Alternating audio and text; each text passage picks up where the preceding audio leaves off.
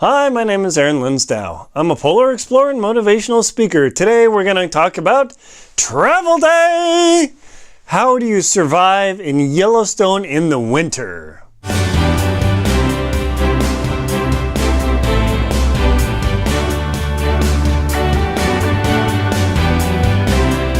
How do you survive in Yellowstone in the winter?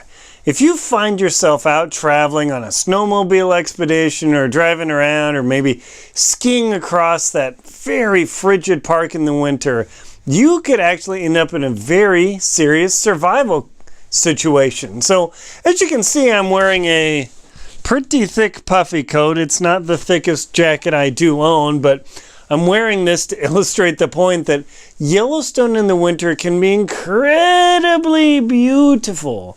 The steam coming up from the geysers coats the trees and generates this beautiful hoarfrost, and it's spectacular. The bison march along the roadway because it's the easiest way to get around, because the snow in Yellowstone can be so deep. Even in my skis, I was skiing along on the road. I just said, hey, I'm going to get off the road. I skied 2 steps and I ended up in my armpits in snow and had to slog my way out, pull my skis up. I mean, it was crazy. Yellowstone in the winter is one of the best national park experiences in the entire United States. I would even argue the world, because a lot of other countries have national parks now.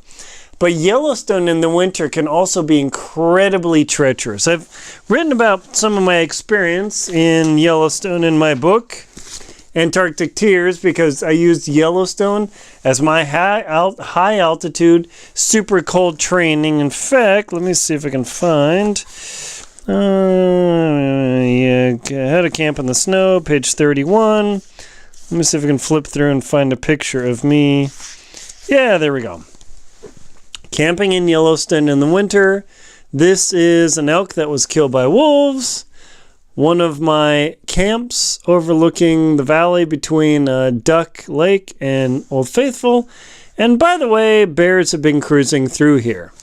So Yellowstone in the winter, you can see the white and you can't see much else. Yeah, Yellowstone in the winter can be incredibly hazardous because that place gets not kind of cold, but really freaking cold.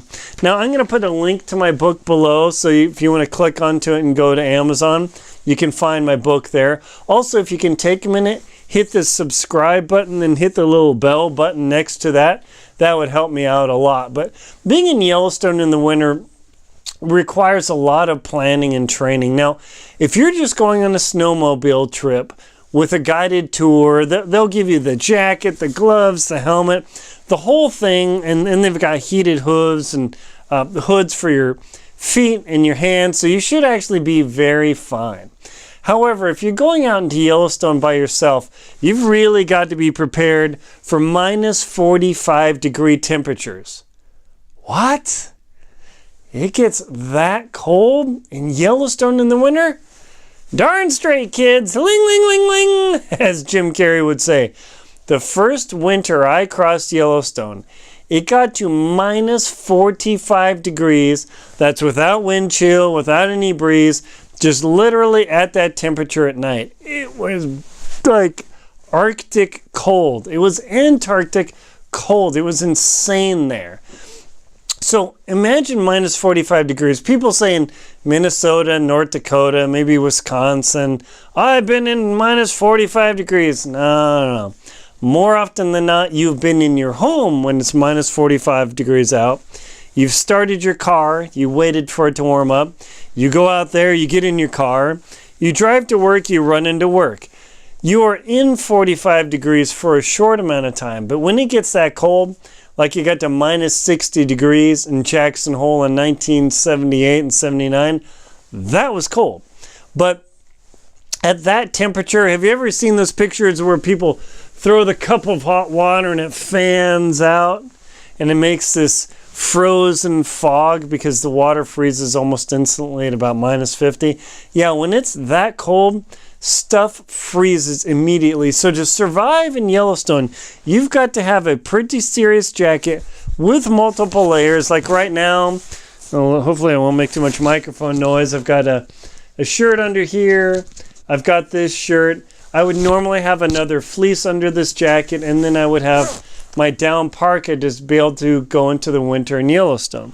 I would also bring some very serious gloves. You don't just want some thin liner gloves because you will get frostbite. Typically, unless you have an accident happen, frostbite is the cause of being unprepared. There's a Japanese Arctic explorer, and he had quite a bit of experience, and he's done tons of treks. And his point too, let me see, his name is Yasu Ogita, and he said in his article on Explorer's Web, and I'll put a link below to it, said, yeah, if you get frostbite, unless you had an accident, you were just not prepared. You should never get frostbite. Now, does it happen? Like, if you fall asleep and maybe your air mattress deflates and your foot or heel gets on the ice, it can happen. I mean, one of my pinkies was starting to freeze in Antarctica, and instead of going along and keeping my mittens on and just pushing through it, I immediately stopped, rubbed it, got in my armpit, and started warming that thing up immediately and getting the blood flowing and, putting the mitten on and starting to flap my hands and flail and anything to drive that blood back into my hands. See, when you're in environments like that, in general, when you're cruising along, you can actually stay pretty safe and warm. It actually isn't that hard, especially because when you're in Yellowstone in the winter, you're probably just not standing around. No. In fact, when you're in Yellowstone, you're usually skiing or trekking or doing something. So you will have any number of level of gloves. Like I usually bring a couple of liner gloves, a thin light glove, a heavy alpine glove, and then my 8,000 meter mega mittens that make you look like a total lobster. See, it's got the idiot cord, so in case you drop them, you don't become an idiot and lose your gloves.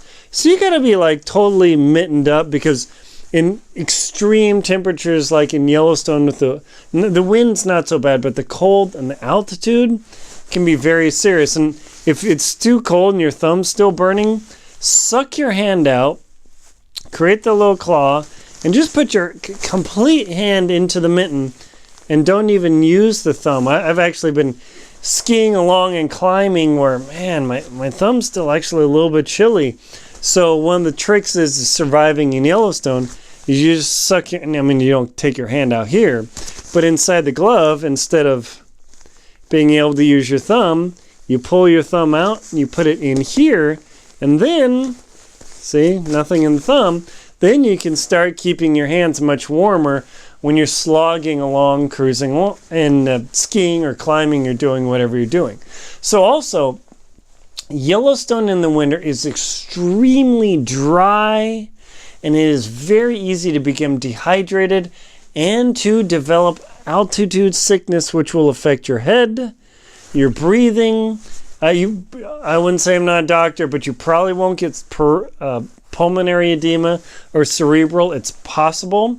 The whole park is above 5,000 feet. Last time I checked, much of the park is above 8,000 feet.